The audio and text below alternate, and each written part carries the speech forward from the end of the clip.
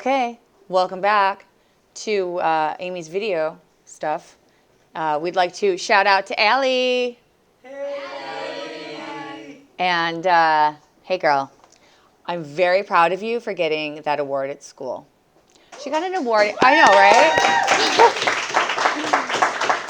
right? She got an award at school, and I don't know, my sister's gonna have to get another house to put all of her awards up, so that's for you.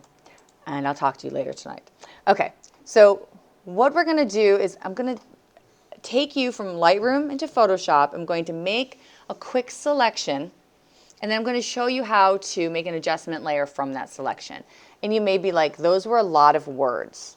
That's totally okay. They words, but I'm going to show you some stuff. So normally we start in here. We just do we do our black and white. Now, this might not be how you're editing for the project, Jason, because this artist is much more low contrast. But for this example, I'm just going to take it down a little bit. Okay? White balance. Oh, God. Sorry. I'm going to show you another way to do that. You might have a little more control over. So we right-click, edit in Photoshop. It will open Photoshop. And just as a refresher, some of the panels that we want to have out include our adjustments and our properties, our layer, history. The layer will typically be over here.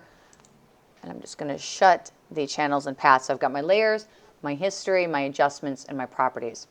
If we zoom in over here to the toolbar, you'll notice that these top tools are for selections.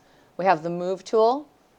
We have the Marquee, which is like geometric selections. We have the Lasso, which is for hand-drawn selections, which works pretty well if you have a Wacom. The Quick Select and Magic Wand.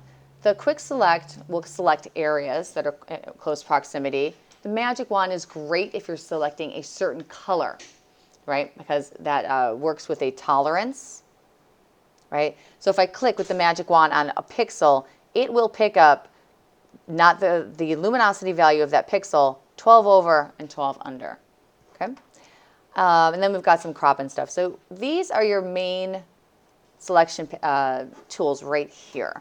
So I'm going to Command D to deselect, and I'm going to grab the Quick Select and see about grabbing this egg. That worked pretty well. Let me zoom up. If you want to add to the selection, you hold down Shift. You see the little plus?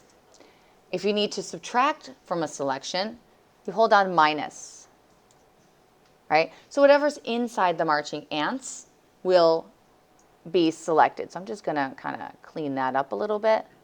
Right? So once you've got a selection, you may want to do something to the selection that is not global, right? That is local. And that was, I think, what you were talking about, Veronica, right? So if you want something different for this egg than everything else, what you can do from that selection is go right into the adjustments. So I'm going to make a curves. Now look, black hides and white reveals. So it's revealing that the only thing selected on this layer mask is this little egg. Now, I can do all sorts of things to just that egg. Right?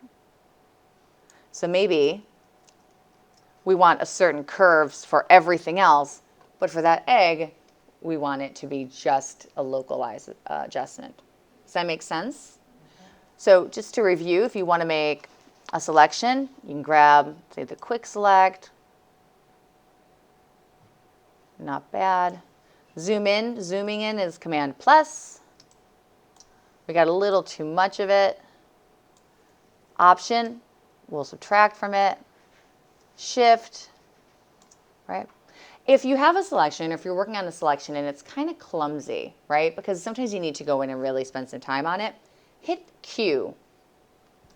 Q takes you into Quick Mask, which will allow you, when you're using the brush, black and white, foreground and background, it will allow you to edit the mask.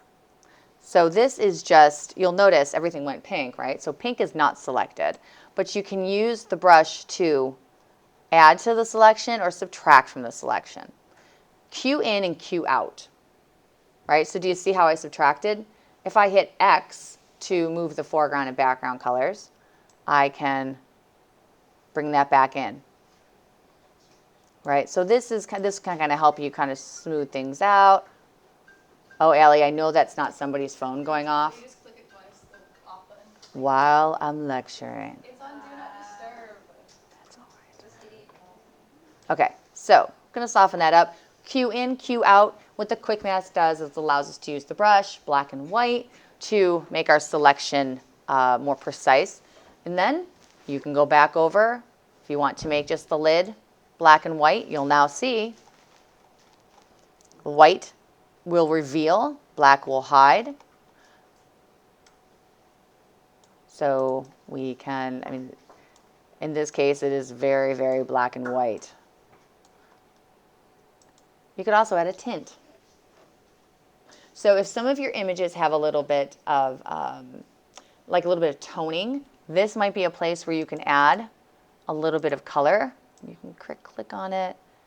Maybe you want, right, something like that. And there are also some presets in here that you can use, but we will talk about adding some photographic toning in the next video. How many of you guys have photographs that will need to have a little bit of brown or a little bit of blue? Okay, so that'll be the next video.